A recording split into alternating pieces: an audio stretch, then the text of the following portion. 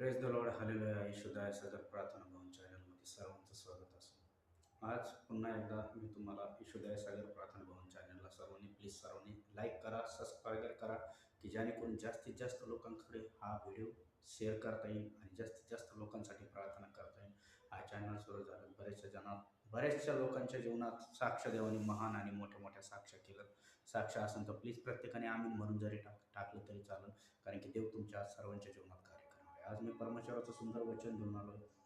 Look शुभवर्तमान याचा 11वा अध्याय आणि त्यातलं 33 वचन. दिव्यावरून तळा, दिवा लावून तळाखाली व मापाखाली ठेवता येत नाही, तर तो येणारा उजेड देव दिसावा म्हणून देवट्याखाली ठेवतो. तसंच तुझा शरीरचा दिवा डोळा होय व तुझ्या निदर्शनात आलेल्या सर्व प्राथमिक असते व ते शरीराला अंधारमय करते. जसा दिवा आपण खाटाखाली किंवा कॉटखाली ठेवू शकत नाही, तसा आपल्या जीवनाचा उजेड आहे तो डोळा. आणि डोळा हा चालतो आपल्या बघण्यानुसार. म्हणून कधी बी आपण परमेश्वराच्या वचनाला धरून बघितलं पाहिजे. समोरची परिस्थिती काही जरी असली तर देवाचं वचन सांगतं, येशूच्या नावात सर्व काही गोष्टी शक्य आहेत. तुमचा कर्ज असो, फायनान्शियल प्रॉब्लेम असो, सर्व काही देव शांत करायला आणि सर्व काही बरं करायला तयार आहे.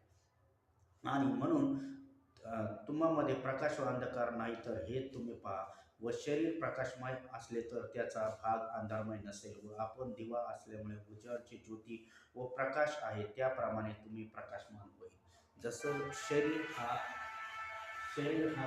आपला उजेड आहे, तसे त्याचप्रमाणे आपण देखील त्या गोष्टीचं काय केलं पाहिजे, उजेडात चाललं पाहिजे आणि देवाचा गौरव केला पाहिजे. देवाच्या गौरवार्थ, देवाच्या राज्यार्थ आपण सर्वांनी उभा राहायला पाहिजे. देवाचा गौरव केला पाहिजे, कारण की देवाचा गौरव हा आपल्याद्वारे झाला पाहिजे. कारण की जसं आपलं शरीर हे पवित्र आत्म्याचं मंदिर आहे, तो पवित्र आत्मा आपल्यात वसतो, तसं पवित्र आत्म्याचा अभिषेक देखील आपल्या जीवनात आहे आणि आपण त्या पवित्र आत्म्याद्वारे कार्य करतो.